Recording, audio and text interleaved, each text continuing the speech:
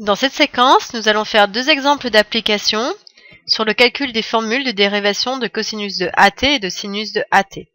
Petit rappel avec le cercle trigo, pour cosinus de AT, donc cos il est ici, sin il est ici, et on a dit pour la dérivée c'est un D, donc je tourne dans le sens là.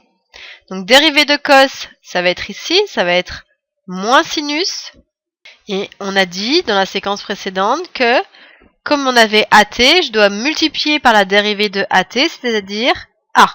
Pour sinus, dérivée de sinus, cos, donc ça va faire cosinus de AT, et on va devoir multiplier par la dérivée de AT, c'est-à-dire A. Si on fait un exemple ici, donc dérivée de cosinus KT, comme d'habitude, faites une pause sur la vidéo, essayez de le faire tout seul et venez voir si vous avez juste. Cosinus de AT, donc on voit que A, ici, ça va valoir 4.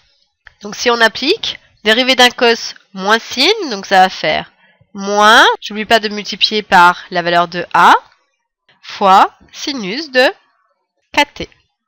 Pour la deuxième, sinus de 3t, ça veut dire que A vaudra 3.